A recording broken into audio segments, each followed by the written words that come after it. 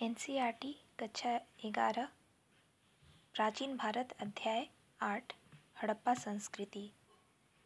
सन 1947 में भारत के विभाजन के समय इस सभ्यता से जुड़ी केवल 40 बस्तियों का पता चल पाया था। पिछले 50 वर्षों में किए गए अनुसंधान कार्यों ने इस स्थिति को पूरी तरह बदल दिया है।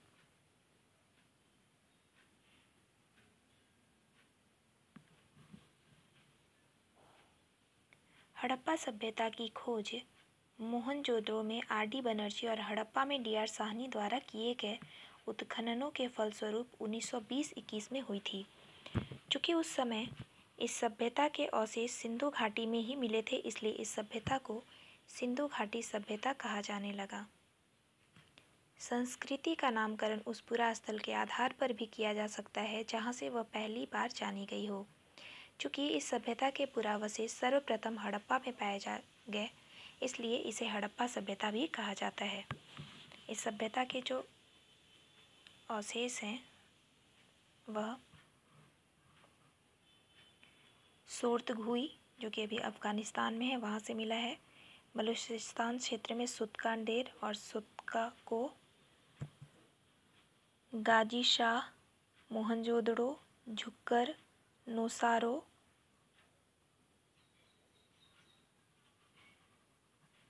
डावरकांड, पेरियानो हुंडई, गुमला, आमरी, बालाकोट, एलहदीनो, चहुंदड़ो, कोट दीजी, लरेवाला, कूदवाला, जलीलपुर, हड़प्पा,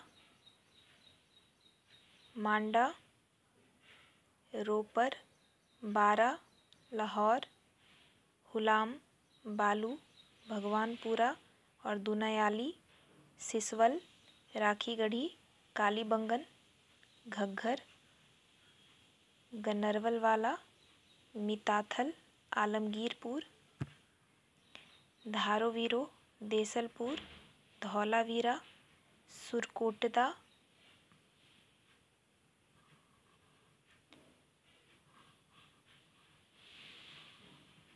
कुंतासी, लोथल, रंगपुर, नागेश्वर, रोजवी, प्रभास पाटन, यूटी, भगतराज, दैमाबाद।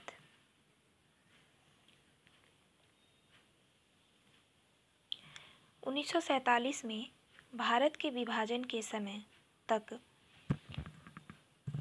इस सभ्यता से जुड़ी केवल 40 बस्तियों का ही पता चल पाया था। पिछले 50 वर्षों में किए गए अनुसंधान कार्यों ने इस स्थिति को पूरी तरह बदल दिया है। अब इस संस्कृति के भिन्न भिन्न चरणों से जुड़ी लगभग 1400 बस्तियां भारत के भिन्न भिन्न भागों में खोजी जा चुकी हैं। आज के विभाजित भारत की राजनीतिक सीमाओं के अनुसार इन 1400 बस्तियों में से 925 बस्तियां भारत और 475 पाकिस्तान में है। अफगानिस्तान में एकमात्र सोर्तघुई मिला है। भारत की इस प्राचीन सभ्यता का अध्ययन कुछ अन्य विषयों की तरह आज की राजनीतिक सीमाओं में बांध कर करना उचित नहीं होगा। इसलिए भौतिक वितरण या प्रसार क्षेत्र ही इसका आधार होना चाहिए। अब तक खोजी गई 1400 बस्तियां एक अत्यंत विस्तृत भौगोलिक क्षेत्र में फैली हुई हैं। पश्चिम में इस क्षेत्र की सीमा बलूचिस्तान स्थित सुतकांडेर तक, पूर्व में आलमगीरपुर जिला मेरठ उत्तर प्रदेश तक, दक्षिण में दानिमाबाद जिला अहमदनगर महाराष्ट्र और उत्तर में मांडा जिला अखनूर जम्मू कश्मीर तक बताई जाती है। यह क्षेत्र पूर्व से पश्चिम तक लगभग 1400 किलोमीटर लंबा और उत्तर से दक्षिण तक पूर्व से पश्चिम तक 1600 किलोमीटर लंबा और उत्तर से दक्षिण तक 1400 किलोमीटर चौड़ा है। इस सभ्यता का कुल भौगोलिक क्षेत्र मिस्र की सभ्यता के क्षेत्र से 20 गुना और मिस्र तथा पोटामिया दोनों की सभ्यताओं के कुल सम्मिलित क्षेत्र से 12 गुना बड़ा है।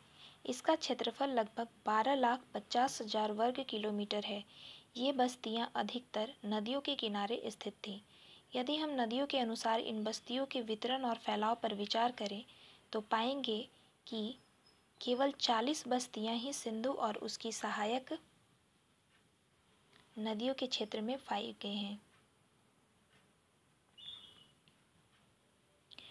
1100 जो है 80% बस्तियां सिंधु और गंगा के बीच के मैदान में स्थित हैं, जहां कभी सरस्वती नदी बहती थी जो आजकल लुप्त सी हो गई है, और लगभग 250 बस्तियां भारत में सरस्वती नदी प्रणाली से परे पाई गई हैं, जिनमें से कुछ गुजरात में और थोड़ी सी महाराष्ट्र में है। इन बस्तियों के फैलाव क्षेत्र से स्पष्ट होता है कि हड़प्पा सभ्यता का मुख्य क्षेत्र सिंधु घाटी नहीं बल्कि सरस्वती और उसकी सहायक नदियों का क्षेत्र था, जो सिंधु तथा गंगा के बीच में स्थित था। इसलिए कुछ विद्वान इसे सिंधु सरस्वती सभ्यता कहते हैं और कुछ लोग इसे सरस्वती सभ्यता के नाम से पुकारना अधिक पसंद करते हैं। इस सभ्यता की 1400 बस्तियों में से अधिकांश बस्तियों को छोटे गांव 10 हेक्टेयर के कहा जा सकता है और कुछ को बड़े नगर, कस्बे, छोटे शहर 10 से 50 हेक्टेयर तक कह सकते हैं। कुछ बस्तियों जैसे मोहनजोदड़ो 250 हेक्टेयर से अधिक, हड़प्पा 150 हेक्टेयर से अधिक, गनवारी वाला 80 हेक्टेयर से अधिक, राखी गाड़ी 80 हेक्टेयर से अधिक, कालीबंगन 100 हेक्टेयर से अधिक और धौलावीरा 100 हेक्टेयर से अधिक को आसानी से बड़े शहरों की गिनती में लाया जा सकता है। पहली 5 बस्तियां अंतर्देशीय केंद्र कही जा सकती हैं, जो सिंधु तथा सरस्वती नदियों के मैदान में एक दूसरे से लगभग समान दूरी पर टेढ़े मेढ़े मार्ग पर स्थित है। अंतिम 2 बस्तियां कच्छ के रण में स्थित हैं। इनमें से प्रत्येक नगर ऐसी विस्तृत कृषि भूमियों, नदियों और वनों से घिरा हुआ है जहां कहीं कहीं किसान और ग्वाल समुदाय तथा कहीं शिकारी खाद्य संग्राहक रहते थे।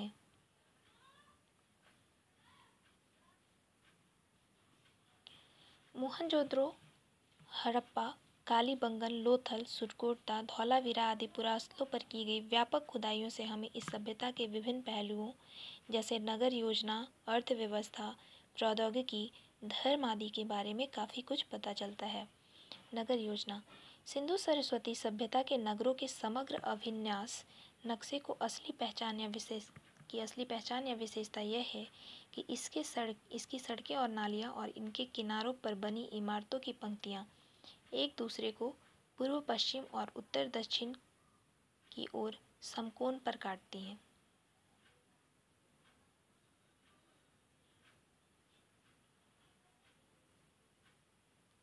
ऐसा प्रतीत होता है कि इस अभिन्यास के अनुसार नगर विकसाने का विचार जो है पहली बार इन नगरों के संबंध में नहीं आया होगा। संभवतः ऐसी योजनाएं पहले से ही जानी परखी गई होंगी और पूर्व काल में प्रचलित होंगी, जैसा कि कूटदीजी, कालीबंगन, हड़प्पा, रहमान ढेरी, नौसारो आदि पुरास्थलों से पता चलता है।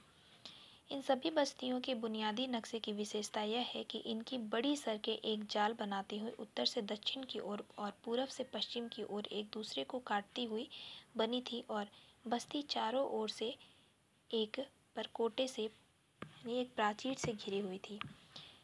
पहले यह सोचा जाता था कि ये सभी नगर समान रूप से बटे थे। इनमें पश्चिम की ओर ऊंचा दुर्ग था और पूर्व की ओर नगर का निचला हिस्सा था। इससे यह प्रतीत होता है कि इन नगरों में शासकों के लिए अलग ऊंचा दुर्ग और साधारण लोगों के लिए यानी शिल्पियों, श्रमिकों आदि के लिए निचला हिस्सा होता था, जिसमें शिल्पशालाएं भी होती थी। लेकिन ऐसा समझना सही नहीं है, क्योंकि बड़े बड़े सार्वजनिक भवन, बाजार, छोटे बड़े रिहायशी मकान और शिल्पशालाएं लगभग सभी इलाकों में पाई गई हैं।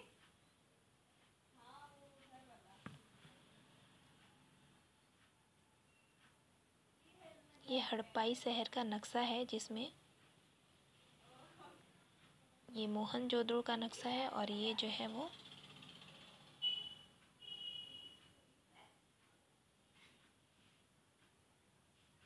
यह कालीबंगन क्षेत्र का नक्शा है।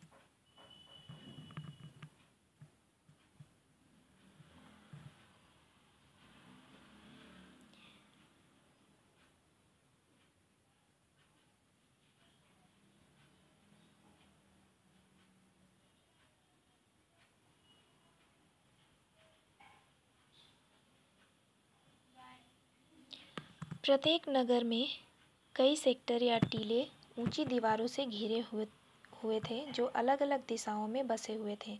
मोहनजोदड़ो, हड़प्पा और कालीबंगन में पश्चिम की ओर एक ऊंचा आयताकार टीला है और उत्तर, दक्षिण तथा पूर्व की ओर विस्तृत टीला है। लेकिन धौलावीरा और बनावली अस्थलों पर दीवार से घिरा एक ही टीला है, जो आंतरिक रूप से 3 या 4 दीवार से घिरे सेक्टरों में विभाजित है। मोहनजोदड़ो, हड़प्पा, कालीबंगन, सुरकोटा जैसे हड़प्पाई नगर अस्थलों की खुदाई से पता चलता है कि नगर में प्रवेश करने के लिए बाहरी 4 दीवारी यानी परकोटे में कई बड़े प्रवेश द्वार होते थे। आंतरिक 4 दीवारी या परकोटे में भी प्रवेश द्वार देखने को मिले हैं। धौलावीरा में एक बड़ा उत्कीर्ण लेख, संभवतः गिरा हुआ साइन बोर्ड, मुख्य प्रवेश द्वार के पास मिला था। इस लेख के वर्ण के किसी भी हड़प्पाई नगर से अब तक प्राप्त लिखावट के सबसे बड़े नमूने हैं। यह लिखावट एक काठ की तख्ती पर खुदाई करके उसमें सफ़ेद चूना यानी जिप्सम भरकर तैयार की गई है। इसमें 10 संकेताक्षर हैं, जिनमें प्रत्येक की ऊंचाई 37 सेंटीमीटर और चौड़ाई 25 से 27 सेंटीमीटर है। उनके द्वारा कोई नाम या शीर्ष बताया गया होगा। जब यह नामपट प्रवेश द्वार पर टंगा होता था तो दूर से ही दिखाई देता होगा।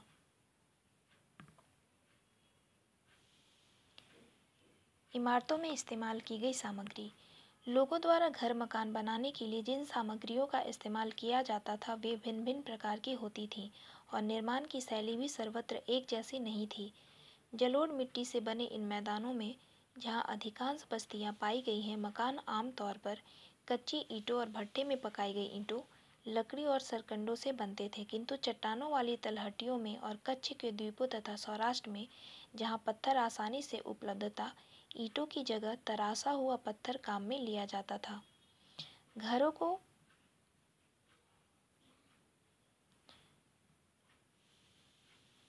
को बनाने के लिए इस्तेमाल की जाने वाली ईंटों का औसत आकार 7.5 गुना 15 गुना 30 सेंटीमीटर होता था, लेकिन परकुट्टे की दीवारों के निर्माण में प्रयुक्त ईंटों का आकार बड़ा यानी 10 गुना 20 गुना 40 सेंटीमीटर होता था। दोनों आकार की ईंटों में मोटाई, चौड़ाई और लंबाई का अनुपात एक समान 1:2:4 होता था, अर्थात चौड़ाई मोटाई से 2 गुनी और लंबाई मोटाई से 4 गुनी होती थी। दरवाजे और खिड़कियां लकड़ी और चटाई की बनी होती थी। घरों के फर्श कड़ी मिट्टी को कूट कूट कर बनाए जाते थे और आमतौर पर उन पर लिपाई भी की जाती थी। नहाने की जगह और नालियाँ पक्की हुई ईंटों और पत्थर से बनाई जाती थी। कुछ कमरे का फर्श पक्की ईंटों से या मिट्टी की पक्की टिक्कियों से बनाया जाता था। मकानों की छतों के वास्तविक टुकड़े बहुत कम मिले हैं। छतें संभवतः लकड़ी की बीमों या कड़ियों से बनाई जाती थी और उन पर सरकंडे बिछाकर चिकनी मिट्टी भरी जाती थी। कुछ ऐसे दुर्लभ उदाहरण मिले हैं जहां इमारती लकड़ियों टिम्बर जो होता है उसका प्रयोग भी ढांचा बनाने अथवा ईंटों के काम की मजबूती के लिए किया गया है। खुदाइयों से भवनों के प्रकार किस प्रकार के होते थे? खुदाइयों से पता चलता है कि अनेक प्रकार के मकान और सार्वजनिक भवन सभी छोटी बड़ी बस्तियों में बनाए जाते थे। इन इमारतों को मोटे तौर पर कुछ अंतर के साथ 3 श्रेणियों में बांटा जा सकता है। पहला निजी मकान या घर, दूसरा बड़े मकान या घर जिनके चारों ओर छोटे छोटे घर बने होते थे, तथा तीसरा बड़ी सार्वजनिक संरचनाएं। रहने के घरों के आकार और डिजाइन में काफ़ी अंतर पाया जाता है। कुछ घर तो एक कमरे वाले ही होते थे, जबकि कईयों में 12 तक कमरे और विशाल आंगन थे। मकानों के दरवाजे और खिड़कियां मुख्य सड़क की बजाय गली में खुलती थी। सामने के मुख्य द्वार से घर के भीतर नहीं झांका जा सकता था। इस ताका झांकी को रोकने के लिए एक दीवार बनी होती थी अथवा सामने के दरवाजे के चारों ओर एक कमरा यानी पोल बना होता था। इस व्यवस्था से बाहर गली में आते जाते लोग भीतरी आंगन में क्या कुछ हो रहा है देख नहीं पाते थे। आज भी सिंधु गंगा के संपूर्ण मैदानी क्षेत्र के पारंपरिक घर मकानों में यह पद्धति अपनाई जाती है। बहुत से मकान 2 मंजिले होते थे और कुछ विद्वानों का विचार है कि कुछ मकान जो है वो 3 मंजिले भी होते थे। कमरों में अंगीठी अर्थ आम तौर पर होती थी प्रत्येक घर में एक स्नान घर होता था और कुछ घरों में तो पहली मंजिल पर स्नान घर होने का भी सबूत मिला है।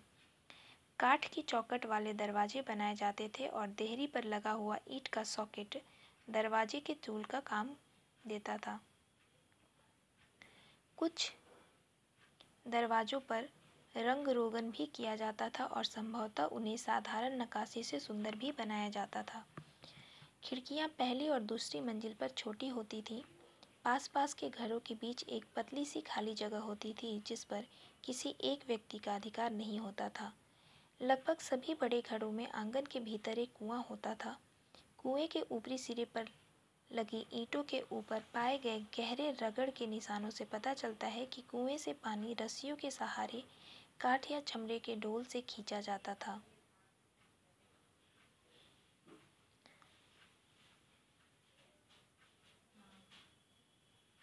सार्वजनिक इमारतें। कुछ नगरों में बड़ी और अलग किस्म की इमारतें पाई गई हैं। उनके नक्शे और निर्माण में कुछ विशेषता देखी जा सकती है। यहाँ हम कुछ खास संरचनाओं पर चर्चा करेंगे। ये है मोहनजोदड़ो में मिला विशाल स्नानागार।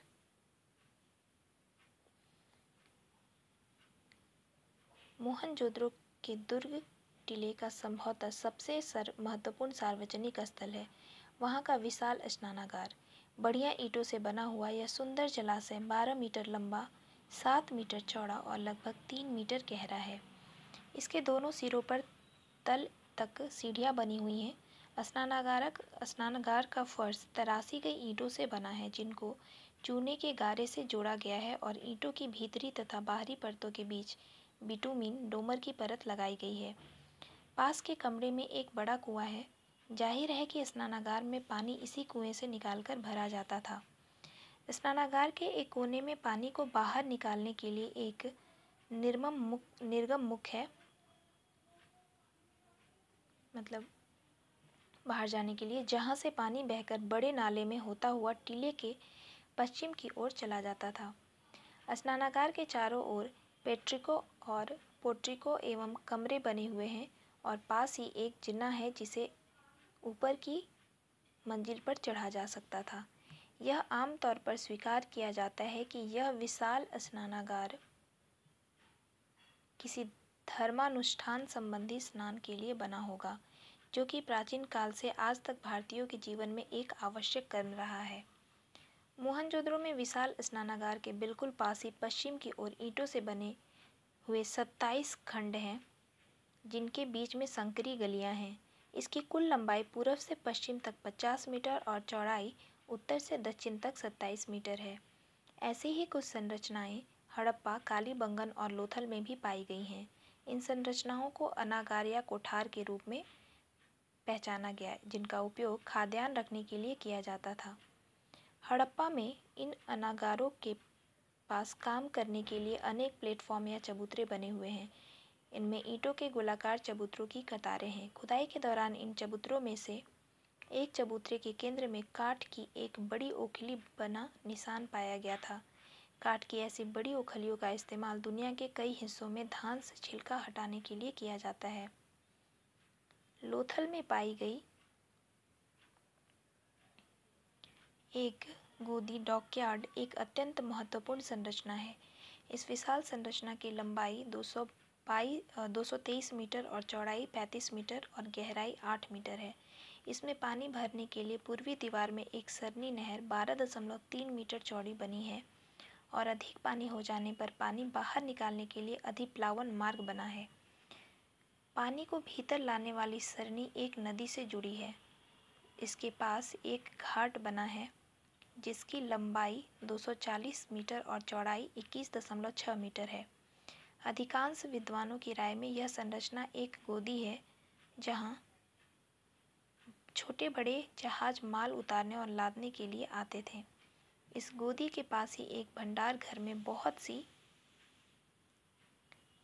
मुद्राएं पाई गई हैं जिन्हें देखकर विद्वान लोग ऐसा सोचते हैं कि लोथल हड़प्पा सभ्यता का एक प्रमुख व्यापार केंद्र था। सड़कें और नालियाँ। हड़प्पा सभ्यता की कुछ अन्य उल्लेखनीय विशेषताएं हैं। अत्यंत सुव्यवस्थित सड़कें और गलियां, जिनके साथ साथ जल की निकासी के लिए नालियां भी बनाई गई हैं। नगर एक सुव्यवस्थित योजनाबद्ध रीति से बसाए जाते थे। उनकी सड़कें परस्पर समकोण बनाती हुई एक दूसरे को काटती थीं, यहाँ तक कि इन सड़कों की चौड़ाई भी एक विशेष अनुपात में होती थी।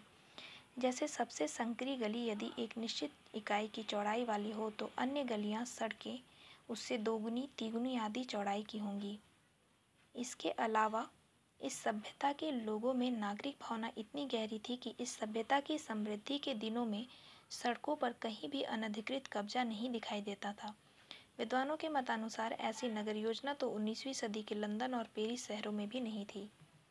छोटे कस्बों और गांवों में भी मल जल निकासी की व्यवस्था बहुत अच्छी थी। इससे ही यह बात पता चलता है कि लोगों में उच्च कोटि की नागरिकता की भावना और स्वास्थ्य तथा सफाई के प्रति जागरूकता पाई जाती थी। पक्की ईंटों से बनी छोटी नालियां स्नान मंचों और शौचालय से जुड़ी होती थी, जो घर का गंदा पानी पास की गली में बनी हुई मध्यम आकार की निकास नालियों तक ले जाती थी, और मध्यम आकार वाली नालियां बड़ी सड़कों के साथ साथ बने हुए बड़े नालों में मिलती थी, और ये बड़े नाले ईंटों से तरासे गए पत्थरों से बाकायदा ढके हुए होते थे। टोडा मेहराबदार नाले भी पाए गए हैं। उनमें एक तो लगभग 6 फुट गहरा है, जो नगर के गंदे पानी को बाहर से ले जाने वाला मुख्य नाला था। मलजल निकासी के मुख्य नालों पर थोड़ी थोड़ी दूरी पर आयताकार हौदियां बनाई गई होती थी, जिनमें गंदगी इकट्ठी होती रहती थी और फिर एक निश्चित समयानुसार नियमानुसार साफ कर दी जाती थी। शिल्प और उद्योग। यद्यपि हड़प्पा सभ्यता को कांस्य युग की सभ्यता कहा जाता है, फिर भी उस समय औजार, बर्तन, हथियार आदि बनाने के लिए अधिकतर अमिश्रित शुद्ध तांबे का प्रयोग किया जाता था, और कभी कभार तांबे में टीन मिलाकर कांस्य बनाया जाता था। औजार और हथियार रूप की दृष्टि से सरल किस्म के थे। उनमें चपटी, कुल्हाड़ियाँ, छेनियाँ, वानाग्र, भाले, चाकू, आरियाँ, उस्तरे, मछली फंसाने के कांटे शामिल थे। लोग तांबे और कांसे के पात्र भी बनाते थे। वे शीशे के बाट और छोटी छोटी तस्तरियां बनाते थे। इसके अलावा सोने तथा चांदी के आभूषण भी काफ़ी सफाई से बनाए जाते थे। हड़प्पाई सभ्यता के लोगों ने चकमक के फलक, चट प्लेट वाले चाकू छुरियों का इस्तेमाल करना नहीं छोड़ा। इनमें से कुछ फलक तो किसी प्राचीन संस्कृति के फलकों की तुलना में सर्वोत्तम पाए गए। रत्नों और उपरत्नों के मनके व बाट बनाने में उस समय के लोगों की प्रवीणता एवं विशेषज्ञता प्राप्त थी। लंबे 10 सेंटीमीटर ढोलकाकार इंद्रगोप मनके, कार्नेरियल बीड उनकी कारीगरी की सर्वोत्तम उदाहरण है। कई तरह की चीज़ें जैसे मोहरे, मनके, कंगन, पात्र आदि बनाने के लिए सेल खड़ी का इस्तेमाल किया जाता था, लेकिन फैंस, एक तरह का कांच, बनाने में सेल खड़ी का प्रयोग विशेष रूप से ध्यातव्य तथ्य है। इस सामग्री से मनके, ताबीज, मुद्रांक और पशुओं की बनी आकृतियाँ मिलती हैं। फ्यांस हड़प्पा सभ्यता में सोने की वस्तुएं, लटकने वाले आभूषण, पेंडेंट, ताबीज, ब्रोच और अन्य छोटे छोटे गहनों के रूप में मिलती है। हड़प्पाई आभूषणों में इस्तेमाल किए गए सोने कुछ हल्के रंग का है। ये हड़प्पाई सभ्यता में प्राप्त कुछ आभूषणों के चित्र हैं, जिसका अर्थ यह हुआ कि उसमें चांदी की मात्रा अधिक मिली हुई है।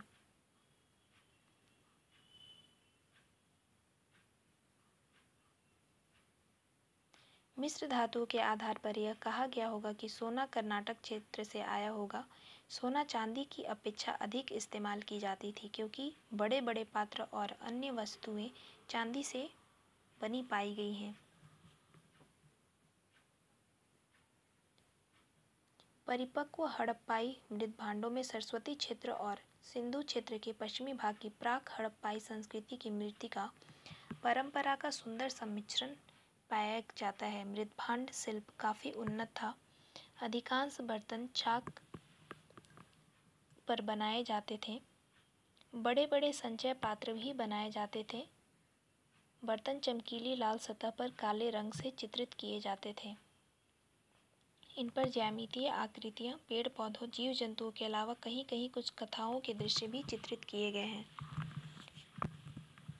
250 से अधिक मुहरें पाई गई हैं। ये सेल खड़ी की बनी हुई हैं। इन पर अधिकांशतः एक पशु चित्रित होता था, जैसे एक श्रृंगी, सांड, हाथी, गेंडा आदि। कुछ मुद्राओं पर पेड़, अर्धमानवीय और मानवीय आकृतियां भी चित्रित की गई हैं और कहीं कहीं मनुष्यों को किसी अनुष्ठान में शामिल होते हुए भी दिखाया गया है। सुक्ति शिल्प भी एक अन्य फलता फूलता उद्योग था। समुद्री के किनारे बसे हुए शिल्प सुक्तियों, सीपियों, कौड़ियों आदि से तरह तरह के आभूषण बनते थे, जैसे पेंडेंट, अंगूठियां, कंगन, जड़ाऊ, गहने, मनके, मालाएं आदि। इसके अलावा समुद्री चीज़ों से कटोरे, कलछियाँ, खेल की गोटियां बनाई जाती थीं। व्यापार और वाणिज्य। हड़प्पाई सभ्यता में समाज का ढांचा अत्यंत सुव्यवस्थित और जीवन का स्तर अवश्य ही ऊंचा रहा होगा, क्योंकि उस समय की संचार प्रणाली अत्यंत विकसित और अर्थव्यवस्था सुदृढ़ थी। अर्थव्यवस्था को मजबूत बनाने में कृषि उत्पादन तथा बड़े पैमाने पर व्यापार ने अवश्य ही महत्वपूर्ण भूमिका अदा की होगी। प्रारंभ में तो व्यापार अंदरूनी यानी देश के आंतरिक अंचलों के बीच होता रहा होगा, लेकिन बाद में बाहरी व्यापार भी विकसित हो गया होगा। खेती की उपज और औद्योगिक कच्ची सामग्री जैसे ताम्र, खनिज, रत्न, उपरत्न आदि का व्यापार किया जाता था। कच्ची सामग्रियों के अलावा धातु की निर्मित वस्तुएं, पाक, तवे, कढ़ाइयाँ, हथियार आदि, रत्नों और उपरत्नों, मनके, पेंडेंट, ताबीज आदि, सोने तथा चांदी के आभूषणों का भी विभिन्न क्षेत्रों के साथ व्यापार किया जाता था। तांबा संभवतः राजस्थान में स्थित खेतरी की खानों से प्राप्त किया जाता था। चकमक के फलक सिंध की रोहड़ी की पहाड़ियों से, कार्नेलियन मनके गुजरात तथा सिंध से, सीसा दक्षिण भारत से, लाजवर्द मनिया कश्मीर और अफगानिस्तान से, फिरेजा और हरिस्ता जिन्हें जिड कहा जाता है मध्य एशिया तथा ईरान से, मध्य एशिया या ईरान से, अंबुमनी महाराष्ट्र से और गोमेद सिक्स्थ स्फटिक और इंद्रगोप कार्नेलियन सौराष्ट्र से। परिपक्व हड़प्पाई सभ्यता की मुद्राएं और अन्य मानव निर्मित वस्तुओं का समकालीन मेसोपोटामियाई सभ्यता में पाया जाना और कुछ मेसोपोटामियाई तथा मिस्री वस्तुओं का हड़प्पाई सभ्यता में पाया जाना और मेसोपोटामियाई प्रलेखात्मक साक्ष्य यह सिद्ध करते हैं कि हड़प्पाई लोगों का उन देशों के साथ व्यापारिक संबंध था। मापतौल।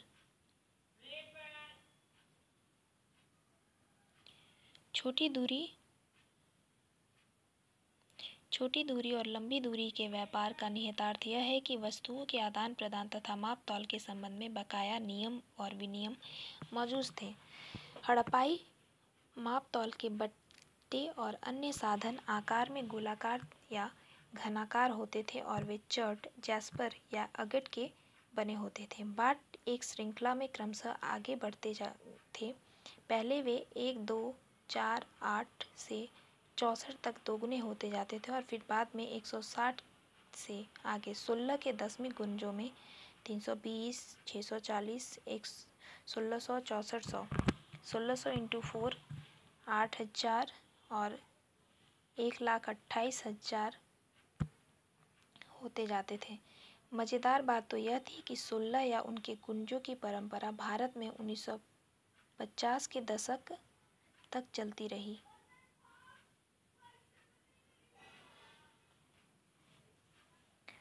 16 छटांग का एक शेर होता था और 60 आने का 1 रुपया 16 छटांग का एक शेर होता था और 16 आने का 1 रुपया। लंबाई का माप 37.6 सेंटीमीटर के 1 फुट और 51.8 सेंटीमीटर से 53.6 सेंटीमीटर के आहत क्यूबिट पर आधारित था। परिवहन और यात्रा। हड़प्पा और मोहनजोदड़ो से प्राप्त मृत भांडों पर और कुछ मुद्राओं पर जहाज़ों तथा नौकाओं के चित्र पाए गए हैं। एक जलयान या नौका का एक मिट्टी का मॉडल लोथल से मिला है, जिसमें मस्तूल और पतवार लगाने के लिए छेद मौजूद हैं।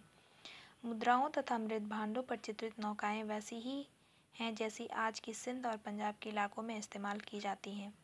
यात्रा और परिवहन जहाज़ों और नौकाओं के जरिए किया जाता था।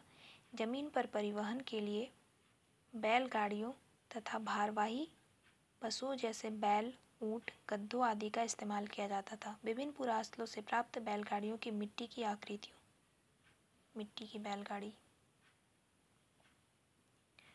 और ये मुद्रा पे अंकित नौका।